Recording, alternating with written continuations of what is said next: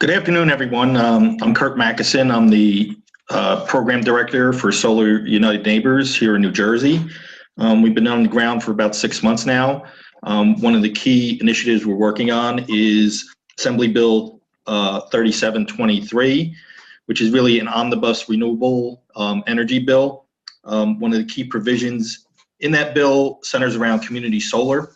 And today, I'm pleased to present Corey Ramsden.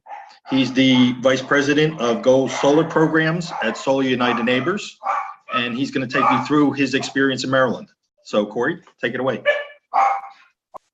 Thank you very much, Kurt. So as Kurt said, I'm Corey Ramsden, the VP for Go Solar Programs at Solar United Neighbors, which really just means I get to help all of our state programs across the country work and develop programs and projects that they can implement on the ground in those locations. And we'll talk a little bit more about that in a minute. But why we're here today is specifically community solar. And before we get started with that, I just wanted some quick housekeeping. The presentation will probably be about 40 minutes roughly, depending on how many questions there are.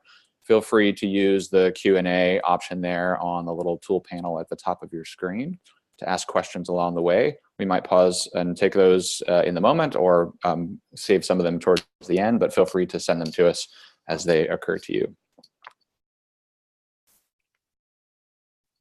So a little bit about what we're going to talk about today. I'm going to go briefly into who we are for folks that aren't familiar with our work, discuss a little bit about the basics of community solar. I used to spend a lot of time working in Maryland, so I'm going to share a little bit about the Maryland Community Solar Program as an example. And then we'll talk a little bit more about making community solar happen in New Jersey. So who we are really a group of people. We're a nonprofit organization, but at the end of the day, we're helping individuals who are interested in going solar, playing a direct role in the renewable energy economy and helping them generate their own electricity. Historically, we've done that by helping organize what we call solar co-ops, or essentially a bulk purchase for solar, where we're helping individuals gather together, use their collective buying power to get competitive pricing, but also to educate each other along the way with support from us to make the process go smoother as they install solar on their roofs or on the ground and specifically generate electricity for them locally using net metering provisions available in their area. So that's where we come from. Why we care about community solar is because this is a way for even more individuals to interact directly with the electricity system by participating as subscribers, or in some cases even owning and operating facilities. We got started a while back. The folks that you're looking at here on the left is the son of our executive director, Anya Schoolman, and his friend. Back in 2007, they went to see An Inconvenient Truth.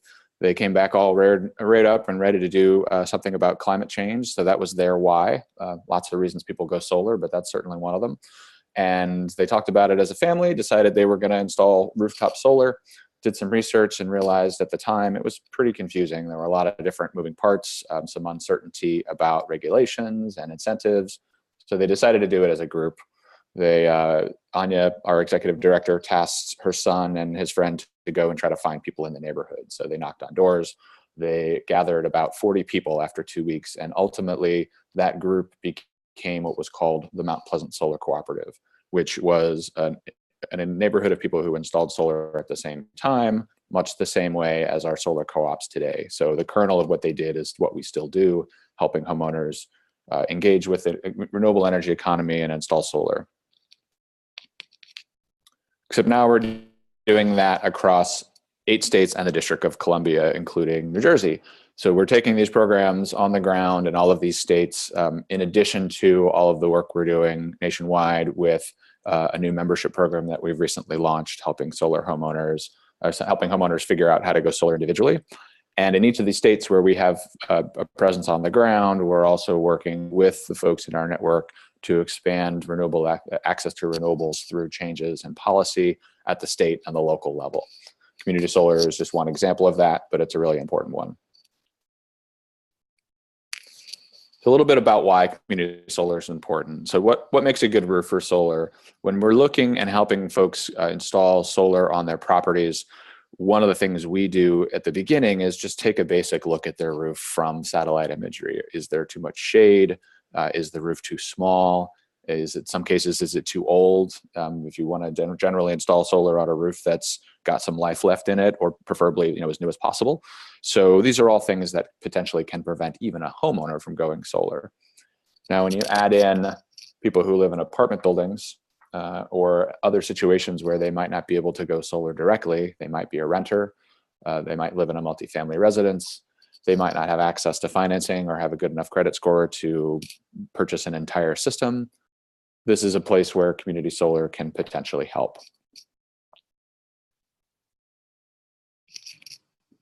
Why we're interested potentially for us is really this is an opportunity for the at the state and the local level to engage even more people with the renewable energy economy, and each one of those people that becomes connected to it because they're a subscriber to clean energy in their community, or maybe even owning and operating a system, they become strong advocates for clean energy and are willing to advocate on their own behalf and on behalf of policies that improve access to renewables in the future. So this is at a high level, this is really the opportunity here, just in terms of houses and businesses that can't go solar directly, right? So that's the market share. That's who we're trying to address, and that's going to vary by state. But there's a significant population who just can't do that right now without programs like community solar. So what we're really talking about here is anybody in the state, depending on how the regulations are created, but in the Maryland example, which we'll talk about a little bit later, anybody in the state, whether it's an individual or a business or a municipality, being able to subscribe to energy that's not on their building. It's not where they are, but it's somewhere nearby, and getting the benefits of that on their property. So this image, I think, is helpful just from kind of a conceptual standpoint. You're not necessarily buying individual panels, although you could, depending on the project, but you really are taking the output of a large facility somewhere else. Might be down the street, might be on a rooftop, might be on a church parking lot or in a green field, maybe on a brown field or even a landfill. And you're taking that energy output and you're dividing it up across multiple participants. Those participants are then seeing some credit applied to their electricity bill, which is the benefit for them. And it's really a means to provide a similar or equivalent experience to somebody who can't put solar on their property, to have them get that same impact, that same benefit elsewhere. So a little bit about the what is. We've talked about this a lot already, but just to be clear, this is a shared facility. It's going to be somewhere other than your property. It doesn't have to be the same proportion for everyone. So you are able to meet someone's needs if they have a lot of electricity they're trying to offset, or maybe it's just a small amount for somebody that's in an apartment building. And the crediting process, that last point, is an important one. That's the mechanism by which you take that output from the shared facility somewhere and you apply the kilowatt hour credits to someone's bill. And we'll talk about that more a little bit in a minute.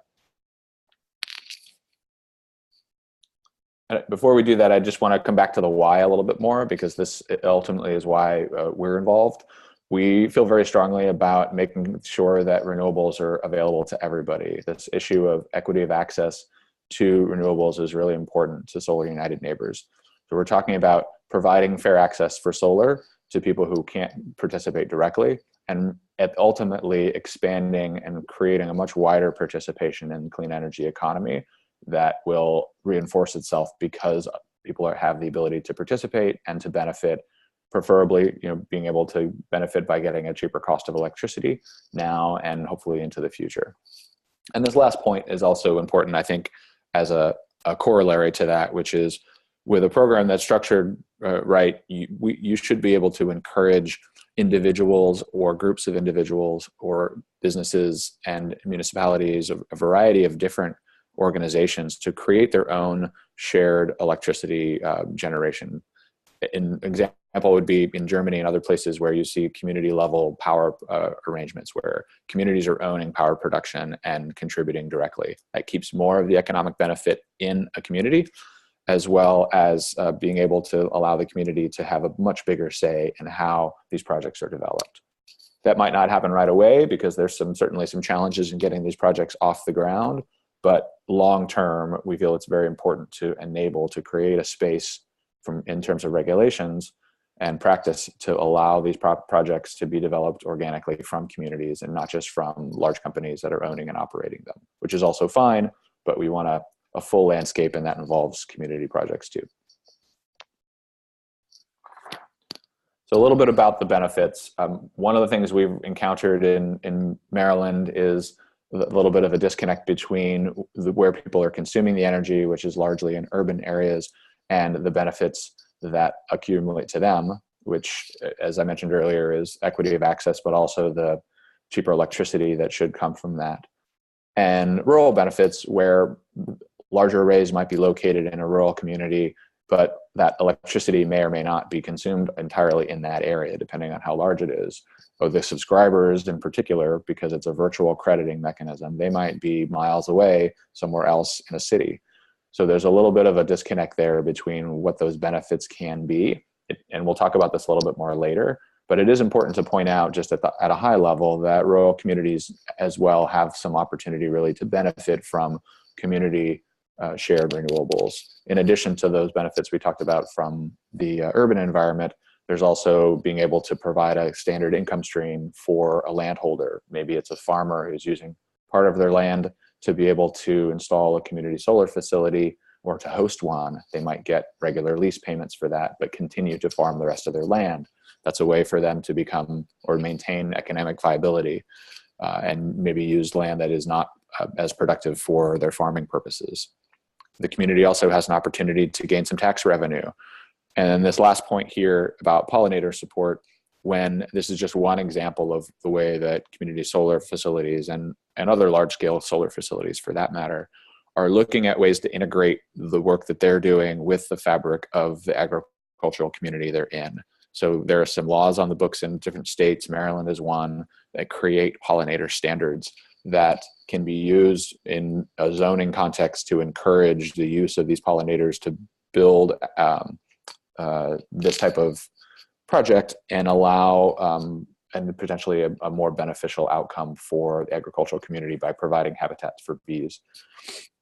So just one example, but lots of different options there, and the industry is evolving to really meet the needs of where these facilities are located.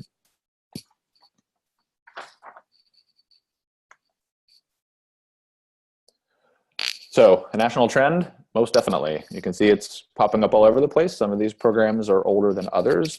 The one in Colorado and in Minnesota and Delaware have been around for a while. Other ones like Maryland and New York are newer. And each iteration gets better and learns from lessons of previous programs.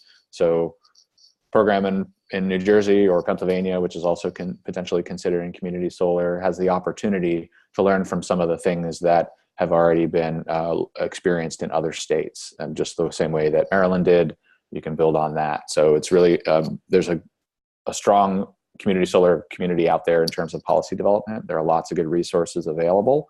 We'll talk about a couple of them here, but it does definitely not something that needs to be done in a vacuum, because there in fact are a lot of good examples to point to already. We do want to make a distinction in terms of community solar. The term gets thrown around a lot. It can be very ambiguous as to what it is. So we generally break it down into two different areas. Utility owned is, for us, when the utility is actually developing the project. They might be subcontracting that work, but they're owning and operating it and marketing it to their customers.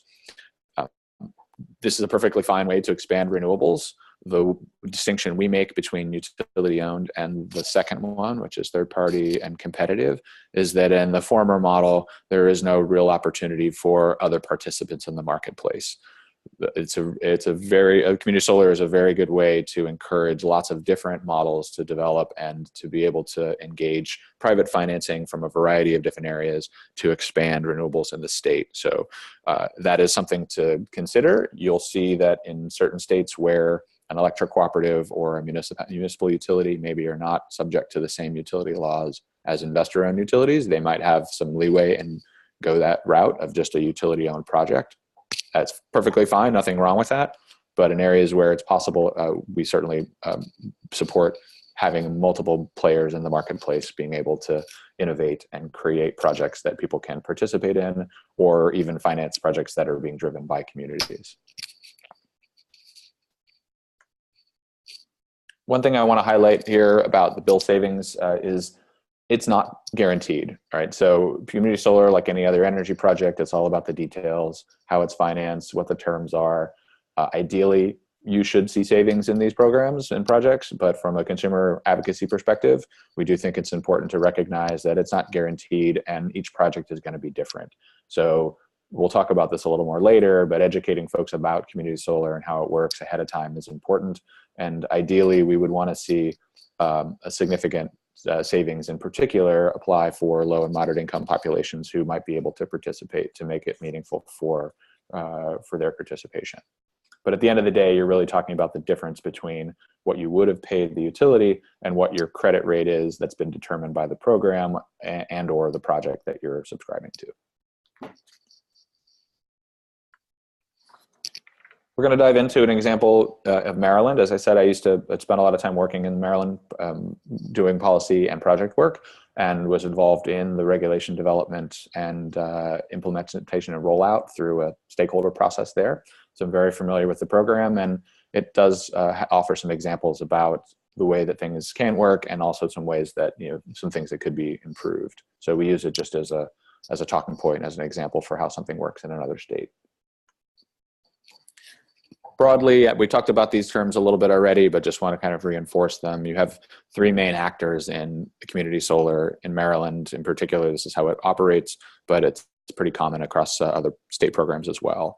You have your individuals who are subscribing to that energy. They're the ones that are signing up. Might be a business, might be a person, might be a municipality, it doesn't really matter, but they are agreeing through some contract terms to buy solar energy from an operator of a facility.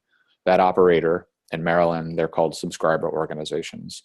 They are owning and operating the system, and they're making sure that it stays running for the life of the system, dealing with all the contracts with the subscribers, the people who are buying the energy, and also interacting with the utility to make sure that the credits that flow from that facility get applied to the subscribers' bills on their utility bill. So the utility is there interconnecting the system, receiving the power onto the distribution grid, and also dealing with that virtual crediting, that virtual accounting process to make sure that subscribers of those facilities get the credits that they paid for.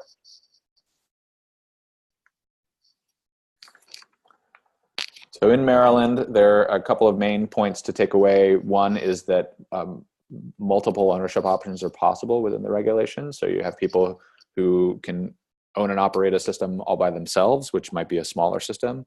That we have at least one example of that, where a property owner essentially created his own facility and is sharing it with his sister, the building, and his own property, because he lives down the street, is a rental property, all the way up to a third-party ownership, where it might be a larger facility that's owned and operated and financed by a business that is subscribing out kilowatt hours to individuals or businesses.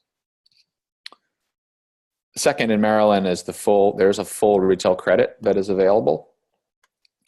And this is really important for the Maryland program, but for us, because we felt strongly that it should mirror the experience that a rooftop participant would get. So in other words, all of the volumetric credits, all of the electricity that comes off of that facility, the kilowatt hour credit you get is an offset to the energy that you would have purchased from the utility company directly. So that means it's generation, but it's also transmission and distribution and any of the other charges. That's not necessarily the case in all situations. In Maryland, they left it up to the PSC in order to develop those. So they actually, that was a big point of discussion for the stakeholder group that developed those regulations. We have a question here about who gets the ITC tax credit and the SRECs. It depends on the structure of the program, but broadly speaking, the third-party ownership is where an organization is owning and operating it and financing it. They're typically just selling kilowatt-hour credits to individuals, which means that the owner of the system, that third party, they get the tax credit. They usually monetize that through an investment, a tax equity investor. and they also take the renewable energy credits. That's something that needs to be defined in regulations. In Maryland, specifically, it states that the SRECs must stay with the subscriber organization that owns and operates the facility. But that's a public policy question for New Jersey when you get to that point.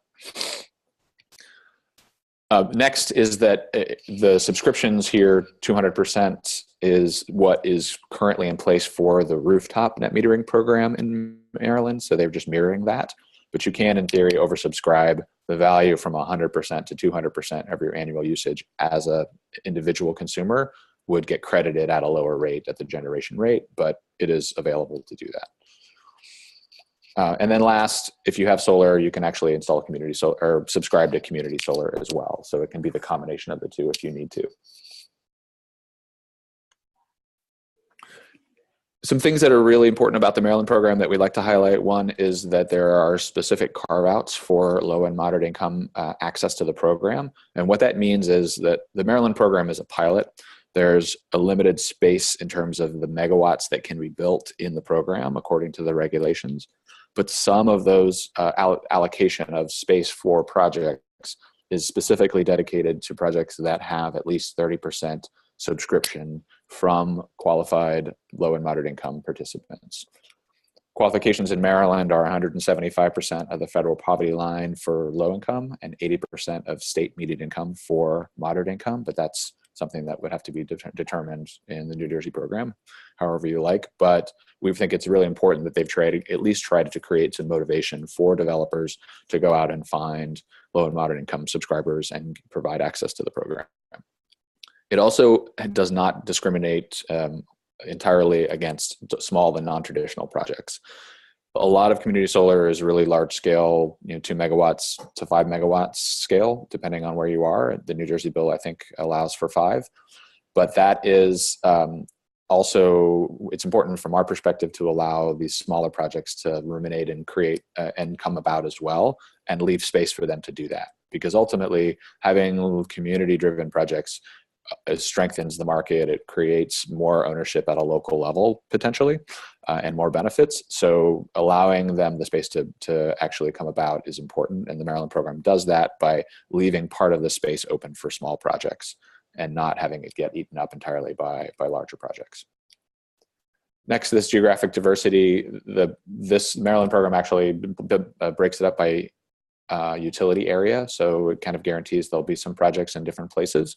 They did that for pilot purposes to study, but I think it is valuable to know that there's some mechanism to make sure that projects are kind of working in different areas of the state, not just in one place where there might be the cheapest land. And then last, consumer protection. The Office of People's Counsel in Maryland spent a lot of time making sure that the requirements there are clear as far as what has to be communicated to a customer about their contract, the terms, the cost of electricity, and all of those things, as well as requirements for agents and how they interact in the marketplace. There's lots of parallels here with the retail electricity supply market in terms of marketing and those types of considerations. So if you have experience there, or that is certainly a good parallel to draw from, just to make sure that consumers are getting good information and they're able to act on it and not create a situation where somebody might be marketed to with insufficient info and potentially have a bad publicity for the program when it's avoidable. Some areas that we like to point to for improvement in Maryland is, even though the low and moderate income carve out encourages adoption of projects that have a focus, at least a partial focus, on low income subscriptions, there isn't really anything that explicitly addresses barriers to access and financially. So in other words, for project developers, they still have to find financing that's comfortable with having a portion of the subscriptions be from what they might consider a credit risk for somebody to default on their subscription and not have revenue coming from that electricity being purchased from the project. There's some debate as to whether that really is a risk, but from the financing perspective, having some backup, some credit assurance to give developers space to finance those projects in a way that is more economic for them is certainly a consideration. In Maryland, that's happening kind of ad hoc with a couple of different organizations trying to make that happen on their own, but there's no state level support for that at this point. Second, it is a pilot. We would love to have seen this program be permanent from the start, so it has limited capacity. We do have to go back and try to get it made permanent from the legislature in 3 years, which is a risk there. But it's something that was a requirement in Maryland in terms just to get the bill passed from a legislative perspective. So it was just a kind of a necessary evil to move forward with community solar. Next, the system size, and this is something I think the New Jersey bill addresses already, which is great, is it's limited to 2 megawatts, which is the net metering system size cap in Maryland. But we've learned from some developers that there really are some economies of scale that benefit up to the 5 megawatt range. So having the flexibility to build a slightly larger project in those areas where it makes sense to do that, that's an important change. So it's great to see that New Jersey has that. And this last one, I can't overstate, but we're going to come back to it, which is outreach specifically on zoning and siting. In Maryland, there was not really any statewide attempt to educate local jurisdictions about an increase in ground-based solar that was going to be appearing at, while it not super large utility scale, large enough that it would draw the attention of land use and local zoning officials, and to be able to scrutinize that, which is perfectly fine. It should happen, but when there's no education about what it is, what the benefits are, and some common best practices for zoning that have been developed in other places, it sometimes causes reactions. So just to give you 2 examples, in Anne Arundel County in Maryland, several of these projects popped up, and it caused the county to put a moratorium in place until they could review the zoning. Now they're doing the public process to review those zoning ordinances, but in the meantime, there are projects that could be moving forward in an active program that are waiting. If there had been some attempt to educate local officials about this ahead of time, potentially those projects would have had a much smoother glide path. Same is true in another county where there have been some confusion about how this should be processed because of the size. Is not utility, but it's not local and not commercial scale, smaller systems. And that caused some churn and some time and effort on developers' part to figure out the right path to get their project zoned. These are things that are totally avoidable with some concerted effort. But in the case of a statewide program, it does take a lot of effort to do this. Who's going to spend that time? Who's going to go and educate people and really try to set the program up for success ahead of time? Can't stress that enough. This last slide really is just our kind of take on the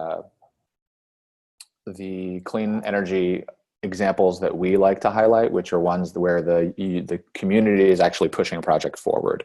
It can come in a couple of different levels, and I'm happy to come back and talk about this another day. But ultimately, when you have a group of people who want to subscribe to clean energy, and potentially even somebody who has land, you have some leverage to be able to push a project forward with goals and benefits that maybe are more aligned with the community.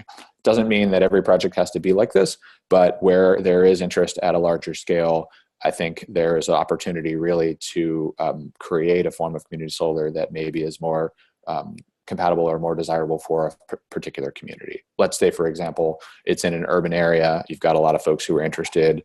You've got a land partner that's maybe somewhere in a more rural area. They combine together to create a facility that can offer job training opportunities for folks that are maybe in that urban community who are looking for work in the renewable energy field. Those things don't happen by accident. They happen with intention. And when you have communities involved in the process from the beginning, it's more likely that those things they're gonna play a role. So looking for ways to encourage that, I think, is a really important part of the conversation.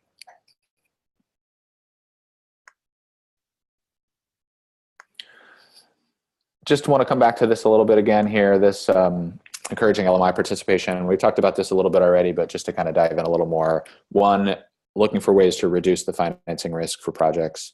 2, that education that we talked about, which is consumer-based education as well, going out ahead of time and with community organizations to talk about the program, make sure people understand why it can be valuable for them and how it works, so that it's not confusing for people when they get marketed to potentially for a community solar subscription.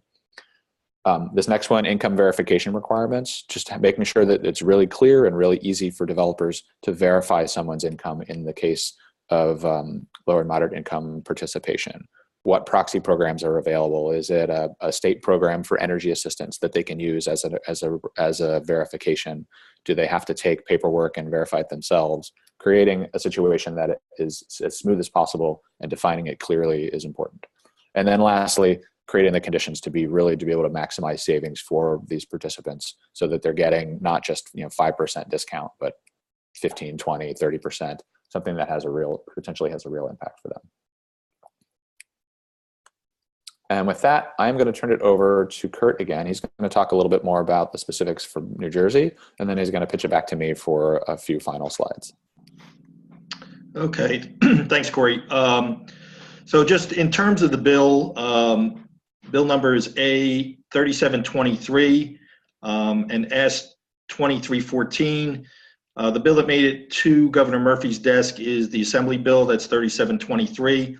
As I mentioned earlier, the community solar provisions were folded into the larger renewable energy omnibus bill, which includes provisions for wind and storage as well, and also rooftop solar and the SREC program.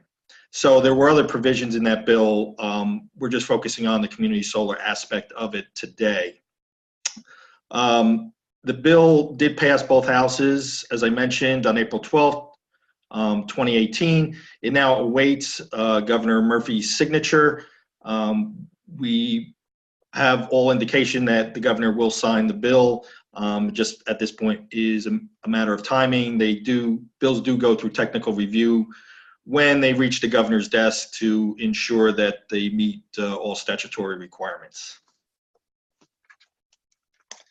So, as Corey mentioned, in Maryland, they actually have a pilot program. One of the nice things about the New Jersey bill is it contains both a pilot program and then automatically makes that community solar program permanent. So in terms of the pilot program, these are the provisions that the bill contains, and it says that it must be a current customer of the electric public utility. So in other words, you have to be in the service territory of that project.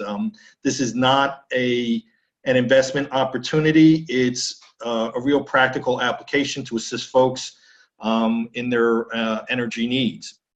As the bill moves forward and gets signed by Governor Murphy, the BPU will have to adopt the pilot project rules within 210 days of the bill's enactment. So that is enough time to contemplate some of the issues, and I'm sure that the board is probably contemplating some of those issues now based on previous experiences in other states. Once again, the project capacity limit is at 5 megawatts. That's in both the pilot project and the permanent program. At the pilot project level, there will be an annual capacity limit for these community solar projects, and that will be determined by the Board of Public Utilities.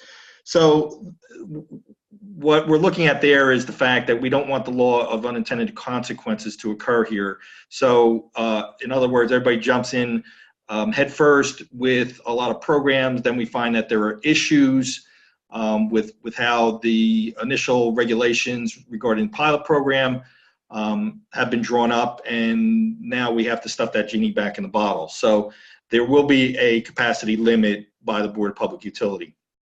There will be geographic limits on participating subscribers. So as we mentioned earlier, the focus on energy in the future is going to be reliance on a localized energy system. And this kind of keeps in that spirit of having a lot of our energy needs taken care of locally rather than importing electricity from other states.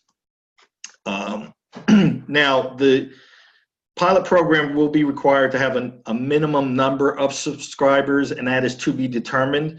And that just makes sense because you don't want to have a program that's only limited to a select few subscribers, and then that will not allow a wider variety of people to be able to subscribe to that new system. So that's an important provision to have there. Another important provision is that there's going to be transparency around the value of the credits on the participant's electric bill. So in other words, there's no way for an actual subscriber to understand how much energy is being produced by this system. So we need the BPU to be the third-party umpire to make sure that that the subscribers are getting credit for all the energy that the system is producing. And once again, the programs will be designed to limit land use impact. There was a court case in New Jersey centered around Great Adventure Amusement Park. And that court case gives you an idea of what sometimes we run up against in these situations. And that was Great Adventure was going to be the first solar-powered amusement park in the United States. That was the good news. The bad news was they were going to cut down 90 acres of forest in Jackson, New Jersey to put up that solar project. And so we have to understand the spirit of the law here is to be environmentally friendly, and to the best of our ability, if we can do that in a way that understands the local planning and zoning and land use process, the more positive impact that these programs will have for the entire state of New Jersey. And then onto the permanent project.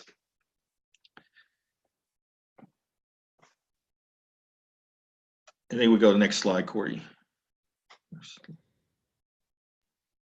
Yeah, it should be showing up in a minute here.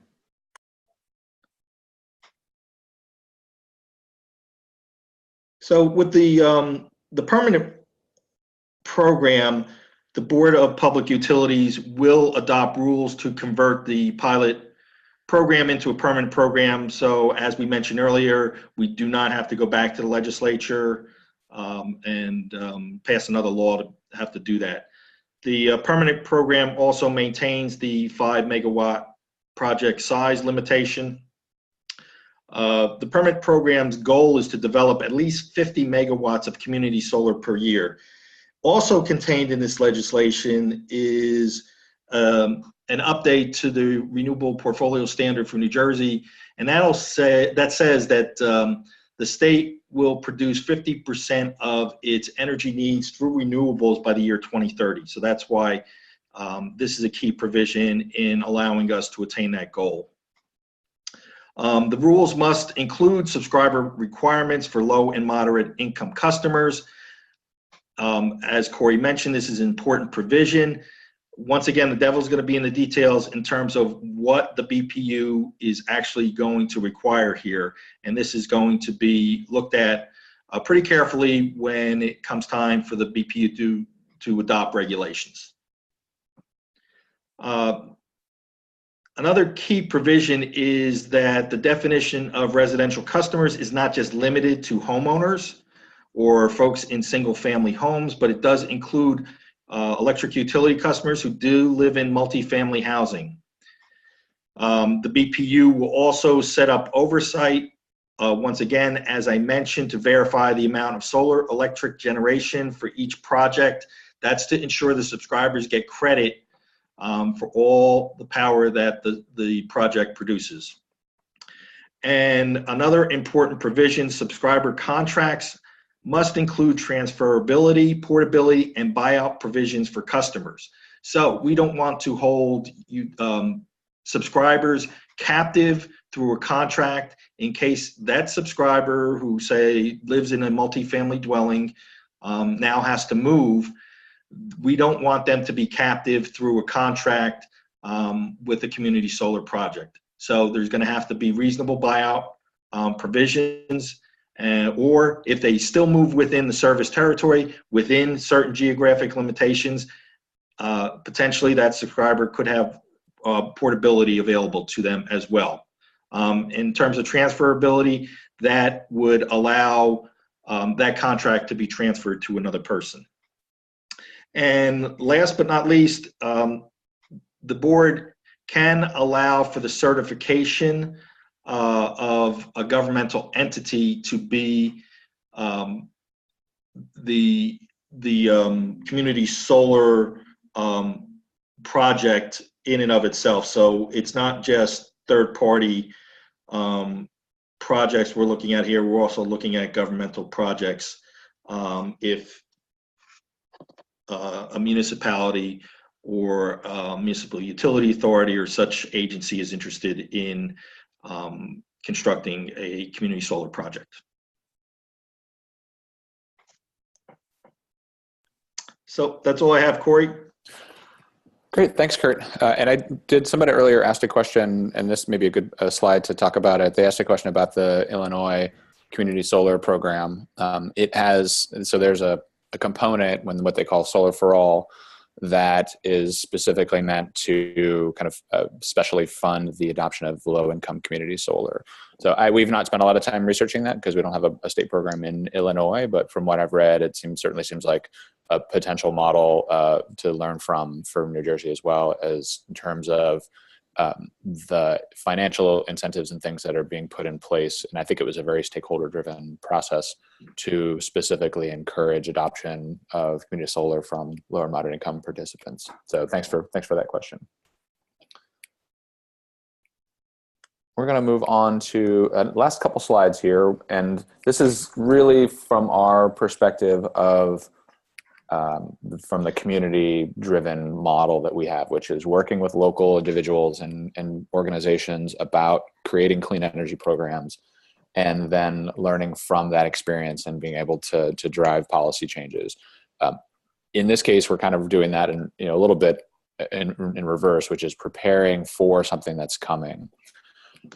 When I mention education here at the top, this is really to anybody and everybody who's listening, but being careful to distinguish how community solar might differ from rooftop solar and other forms of renewable energy, so people really have a picture in their head of why this is important and where it and how it operates, that it's shared somewhere nearby, all the things we just talked about. So there's some kind of literacy there about what the offering is. And two, why it's important, this idea of equity of access, of making it available to everyone in the state and kind of reinforcing that, as well as its potential to bring benefits of large-scale solar closer to communities. So these aren't big utility-scale projects that ship power somewhere else. They are potentially larger projects that are local and that have much of the benefits flowing to individuals who are participating in the project in the form of savings, or potentially for investors who are creating projects, and as well as job creation. So kind of reinforcing why it's important and is different from other types of renewables on the marketplace is critical to do up front. Second, building support. And what I mean by that is really creating a broad constituency that includes non-traditional energy partners. So community organizations, maybe they're ratepayer advocates, or they might focus on job training or energy justice types of issues. These are potentially partners in being able to push for a program that works and to enable that it is successful. And that's really through early and effective outreach that creates that positive force moving in the right direction, and being able to explain what it is and how it works, but also to set expectations of how long it might take to get there. Just for context, Maryland passed their legislation in 2015. It's now 2018, and we're just starting to see projects barely show up for public consumption and for subscriptions. There's a whole process of regulations and development that has to happen. How fast that happens in New Jersey, it might be quicker, but just setting people up so that they understand that this is a long-term thing that needs to be worked on and improved, and not just something that's going to happen overnight. And then it takes individual voices across the state to really make sure that the program is working for everybody. And by that, I mean really listening to local ideas and concerns and turning them into positive engagement in the campaign. So if you're at a local level pushing for something, for a particular part of the program to happen, is using those examples and those stories and those concerns from partners to be able to mold the program in a way that makes sense to reflect those concerns.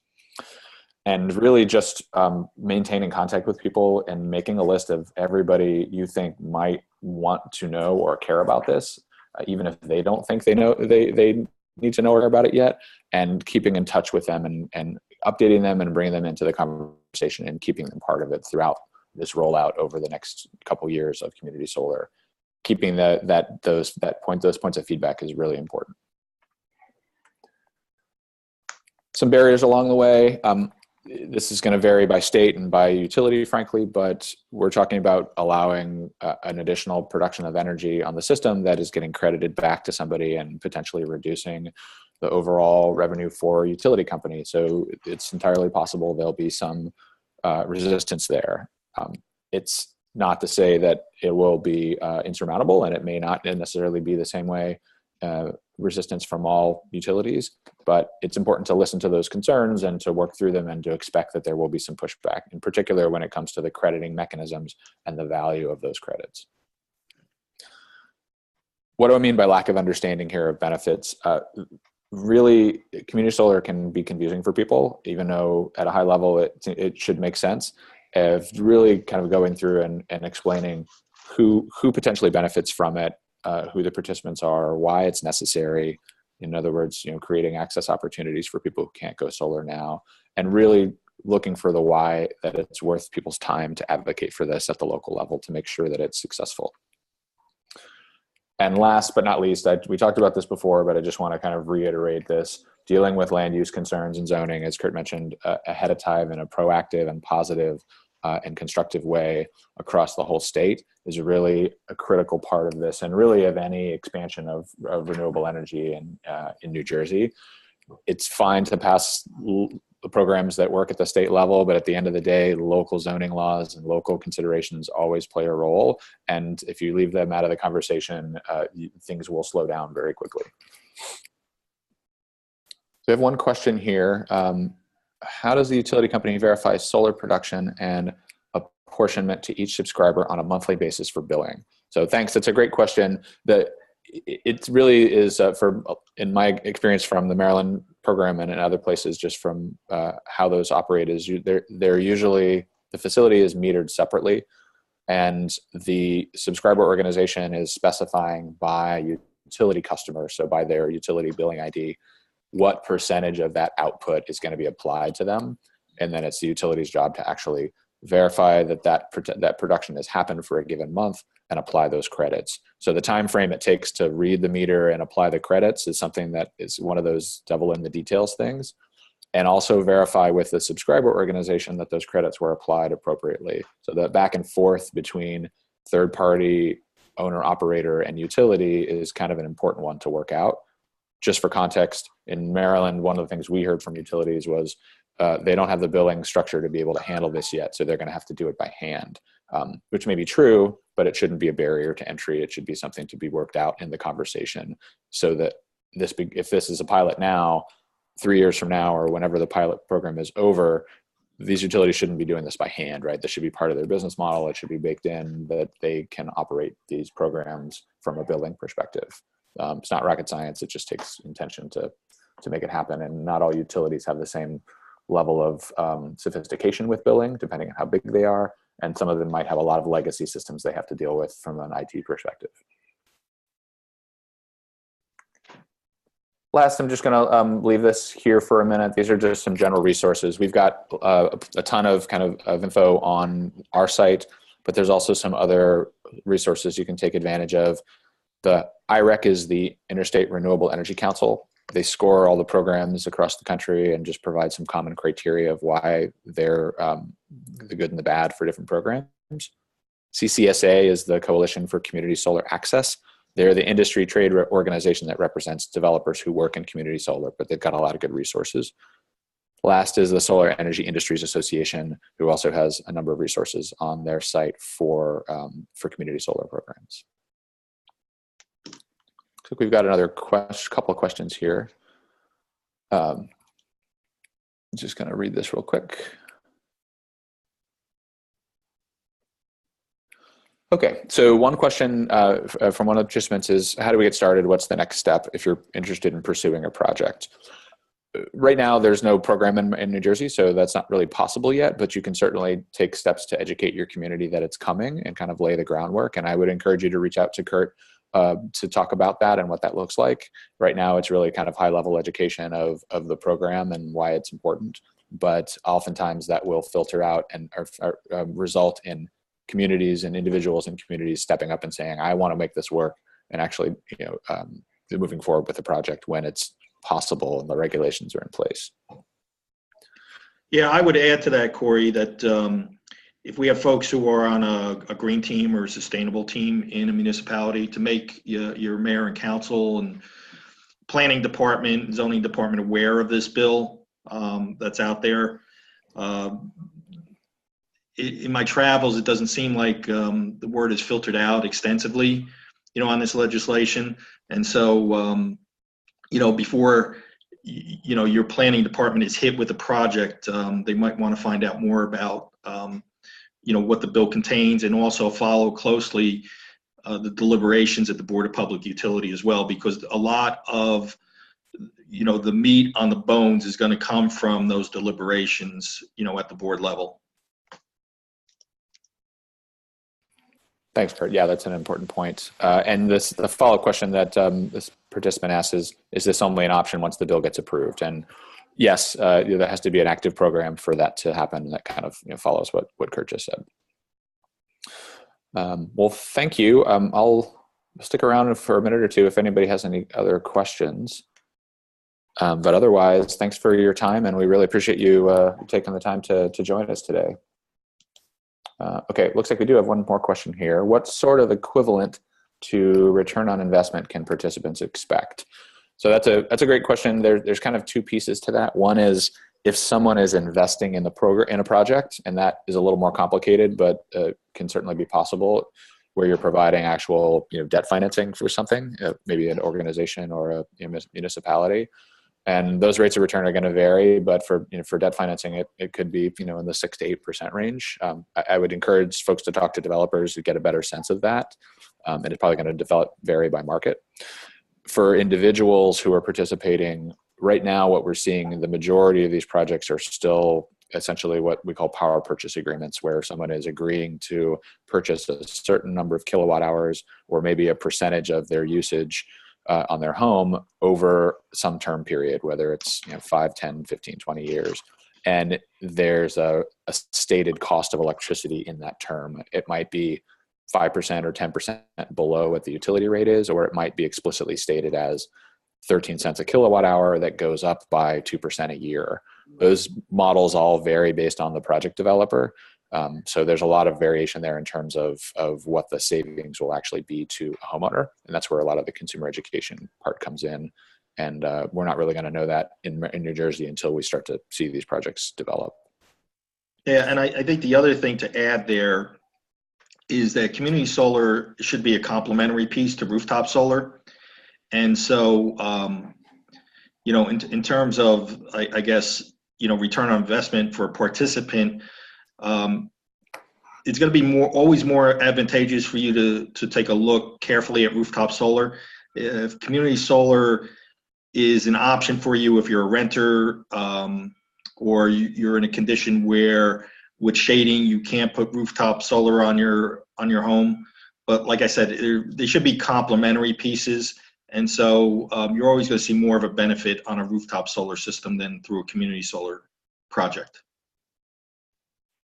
One last question here. We've got a question about, do you have a toolkit? If not, could you create one? We have actually a fair number of resources on the website themselves.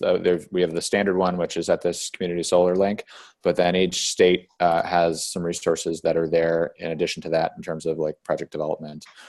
We don't have a specific toolkit for community solar, but certainly is a good idea to maybe package all that up. But I would encourage folks to at least to take a look at some of the resources that are in the individual state community solar pages. In addition to New Jersey, also the Maryland one's got a lot of resources there as well at solarunitedneighbors.org.